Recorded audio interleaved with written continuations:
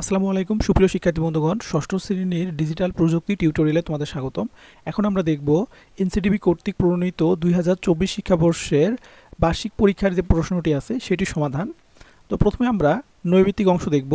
তো নৈবেতিক অংশ 1 থেকে 15, যার প্রতিটি প্রশ্নের মান 1 করে।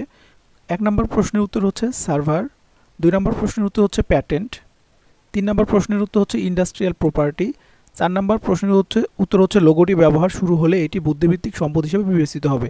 5 নম্বর প্রশ্নের উত্তর হচ্ছে 2 প্রকার, 6 নম্বর প্রশ্নের উত্তর হচ্ছে 2018 সালে, 7 নম্বর উত্তর হচ্ছে গ, 8 নম্বর উত্তর হচ্ছে ইমেইল,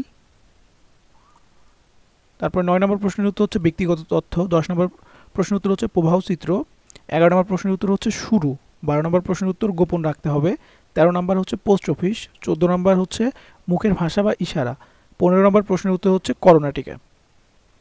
এখন 16 থেকে 25 এক কথায় উত্তর দাও, প্রত্যেকটি প্রশ্নের মান 1। এখানে আমরা 10টি প্রশ্ন দেখতে পাচ্ছি। এখন আমরা এই প্রশ্নগুলোর উত্তর দেখে নিব।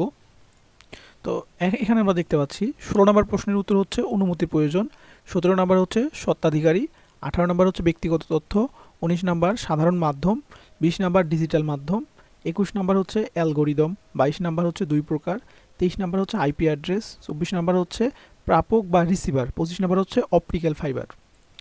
তো এইখানে এই 10টি প্রশ্নের অ্যান্সার আমরা দেখে নিলাম। এখন আমরা বাকি প্রশ্নগুলো দেখে নিব। তারপরে খ বিভাগ হচ্ছে সংক্ষিপ্ত প্রশ্নের উত্তর দাও। এখানে মোট 10টি প্রশ্ন দিতে হবে এবং প্রত্যেকটি প্রশ্নের মান 2 করে, 10 দুগুণে 20 নাম্বার। তাহলে এখানে দেখো, তোমরা এই 10টি প্রশ্ন দেখে নাও যে কপিরাইট ও প্যাটেন্টের মধ্যে পার্থক্য কী, বুদ্ধিভিত্তিক সম্পদ কাকে বলে উদাহরণ দাও, অপটিক্যাল ফাইবার কী বৈশিষ্ট্য লেখো, কৃত্রিম উপগ্রহের 2টি কাজ লেখো, সার্ভার, ফ্লোচার্ট, রাউটার, কপিরাইট কাকে বলে। তো এই প্রশ্নগুলো তোমরা দেখে নিলা। এখন আমরা গ নাম্বার দেখব যে এই 5টি থেকে যে কোনো 3টি প্রশ্নের উত্তর দিতে হবে।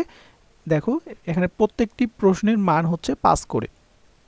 তো এখানে আমরা 3টা প্রশ্নই দেওয়া আছে, তোমরা এই 3টা প্রশ্ন দেখে নাও।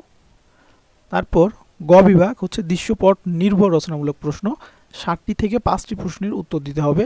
তো এখানে 5টা নমুনা প্রশ্ন দেওয়া হয়েছে এবং প্রত্যেকটির মান হচ্ছে 8 করে, তাহলে 5 আসলে 40।